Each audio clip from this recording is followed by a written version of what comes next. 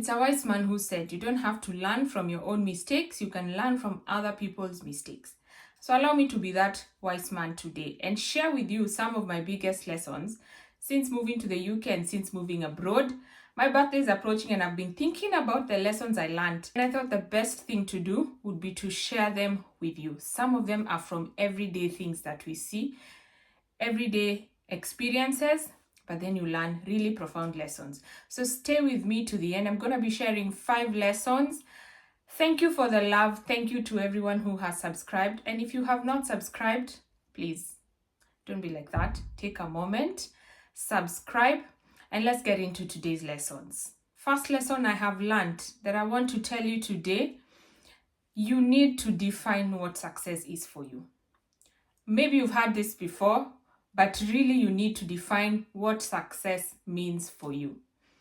When I was in campus, I went to university in Nairobi. I would walk around and money was tight. I'm a student, just trying to work hard to get through. All I had was hope and faith and hard work.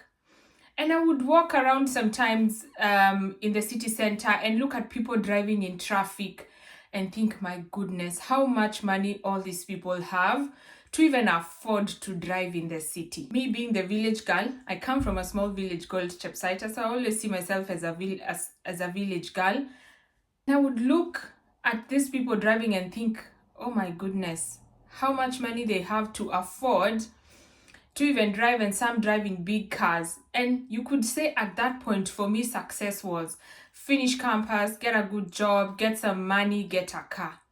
Fine, I get a car, not just a car, now I drive on the M4 and the M5, I drive in big cities. Like sometimes I just drive there and think, oh, this village girl from Chepsaita. So, I mean, then what? Like, what really is success for you? I know someone who came as a student about 2 years ago, was a student, was working when they're not a student, as we always do, doing shifts, and in 2 years was able to pay off the debt the parents had paid for her to come here, build them a mansion, furnish it, with amazing stuff, and all that within 2 years.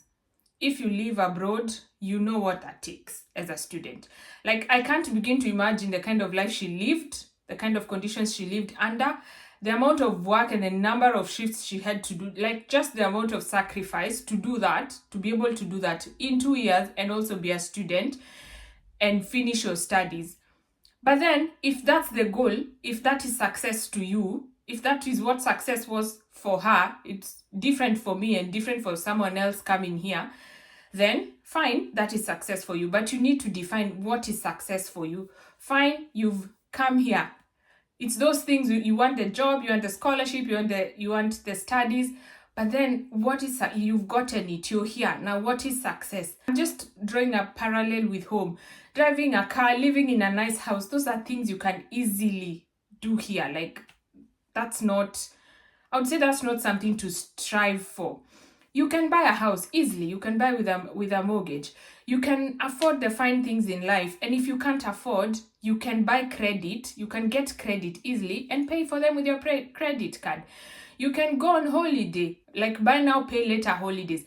You can do all that on credit. You can access the fine things. So what exactly is success to? Is it getting the residency? Is it getting the citizenship? You really need to define what success means for you. And I had to define what success means for you. Is it getting the money? Because you can work many jobs and get the money. Is it growing your skill? And I've done another video where I've talked about being really clear on purpose, and I will link it here, and doing things with an intention, and you can go back and look at it.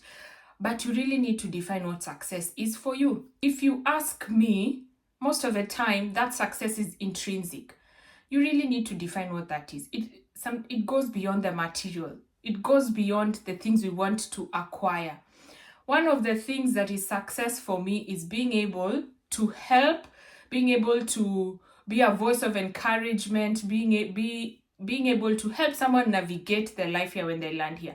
Because when I landed, I found challenges and I was looking for that person to guide me, looking for that voice of encouragement.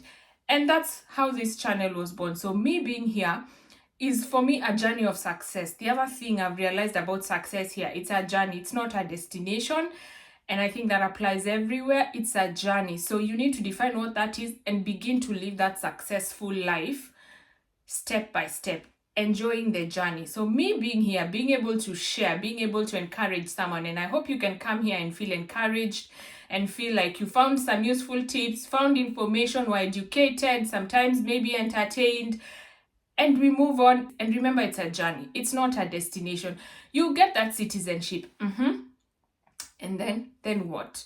I mean, you make the money, then what? What is it supposed to help you do? So I had to really you really need to define what success is for you. My second lesson is experience is not equal to exposure.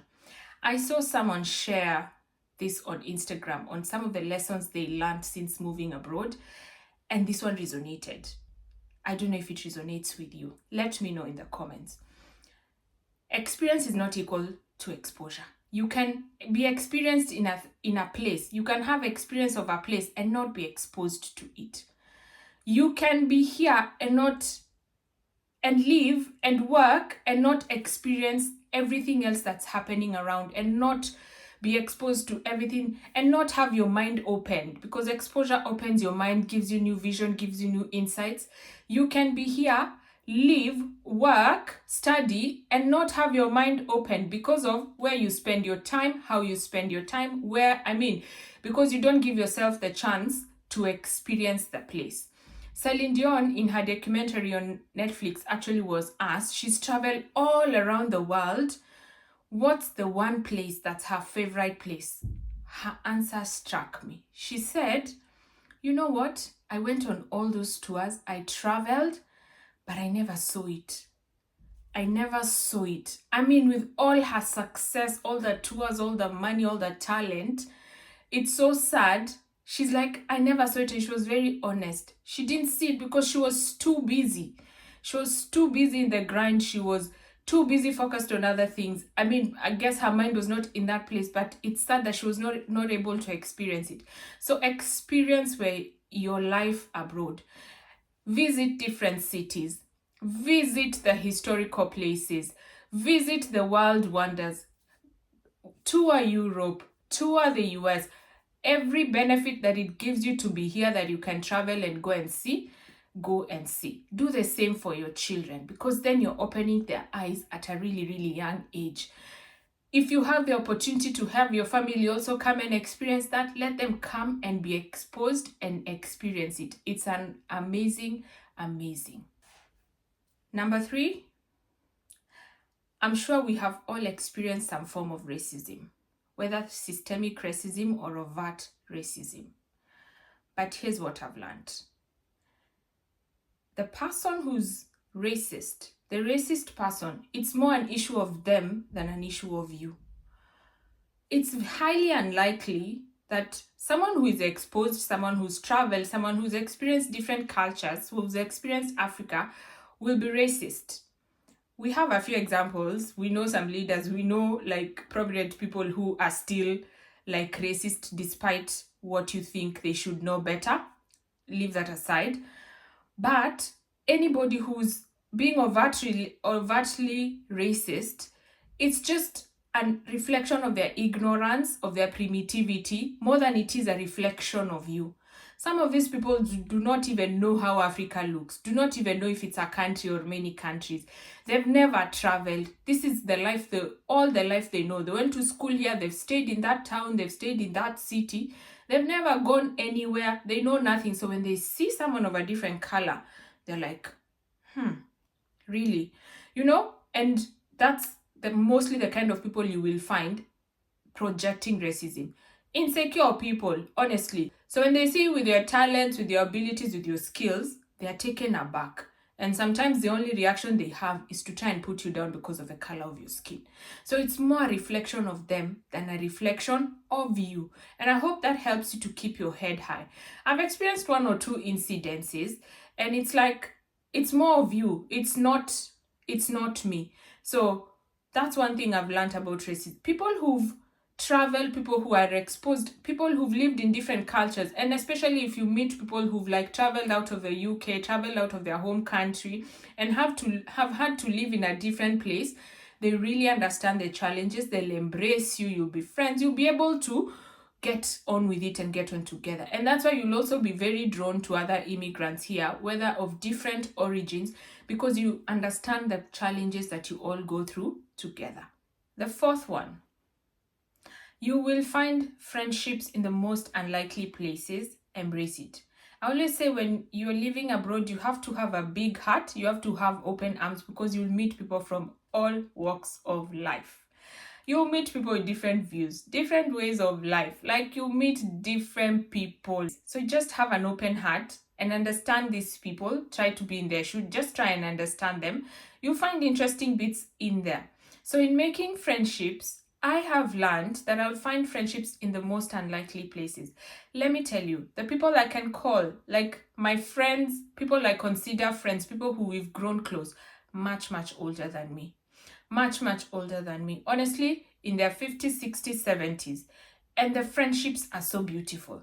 We keep saying in our house, I think the young people don't have time. Like, they don't have time for us. They don't have time for you. But these elder people, you could also argue they're done with childcare. They're done with most of like the things that keep people busy. And therefore they have time and they are more open. Also, they've experienced life, so they're more open to even share with you. And I enjoy and love those friendships. So I've found myself with friends with much older people, and it's not weird. It's not awkward. We party together. I'm in a band, I sing in a band, and everyone else is much older than me, but we have such a good time. I was talking to my mom about this the other day. She's in her 60s, and I was telling her, most of my friends here are much older than me, and it's not awkward, and I don't think I would be able to have this level of friendships with people the same age back home. But interestingly, she told me as well, of course, she's had friends who they've been friends over the years. Like, she's had really solid friendships. But she was like, you know what? Even me at this point, I find myself with very young friends. And they come to me, they visit me, we chat, I give them advice. So I also find myself with young friends. So I found that really interesting. Tell me if you've experienced the same. So embrace that. Join in. And again, the other thing about being friends is you also have to show up in the community that you want to build. It's not impossible to build a community. It's not impossible to integrate. You just need to find your space, and you will find it with time. And when you do, fit into it, thrive in it. Number 5, the most important thing is the view. Hear me out. The last one is really interesting. And where I learned this is from British houses. So Victorian houses, old houses are really treasured and valued and will be even more expensive than new build houses. So you'll be walking down a street or down a road and you see this bevy of houses. They look really ordinary. So there's a road I used to pass and I'll be like, come on, how do these people enjoy living here? I already have a problem with how small the houses are. But then now you see this one is just next to a road. It just looks like a square block from what I can see along the road. And I'm just like, how do these people enjoy living here? And then I visited one of them. So they just look ordinary. So I've visited a few of them. You walk in, and context, I live in Wales, so there's like nice hilly mountainous areas, beautiful scenery, and also we are close to the sea, so there's also houses that are close to the sea that are just breathtaking. So we walk in and we walk through the living room to the back side, and they have an amazing view of the hills, an amazing uninterrupted view. And I was like, this is it. Like, the view is everything. It's not about how the size of the house. People value the view. People value what you wake up to, what you're looking at when you're going to bed. Come to think of it, even our house, like the master bedroom faces the most beautiful site, which is like a farm. And so the view is very important. And this is also really important in life. How you view stuff, just perspective, just the perspective you take. If you flip the perspective a bit, it could change your whole mood. It could change your approach to a whole situation. So view views. Every morning when we wake up, the reason we say we woke up on the right side of the bed or the wrong side of the bed, I think it's just all about perspective. You can wake up grateful or you can wake up grumpy. I mean, it changes the mood, it changes your decisions, it changes your view on life, it changes your hope, it changes your outlook. And honestly, I'm getting away from this idea of like big sprawling houses. I'm just thinking, even when I go home, the kind of house I want to have and where I want to live. Honestly, I just want a beautiful view. Like, I want to wake up every day, breathe in the air, like watch the sun rise or set and enjoy the warm weather in such a beautiful view. I don't know who sold us this whole massive concrete things that are just massive, but you look out and there's nothing you're looking out to. I don't know who sold us that. So I'm also appreciating the fact that views are important. Change your view. You never know, you might just change your life. Finally, bonus. We all know about the UK weather, how unpredictable it can be. One moment the sun is shining, then it's raining. It's summer, but it's raining. The lesson is weather has a forecast. Weather can be predicted. Life cannot. You cannot predict life sometimes.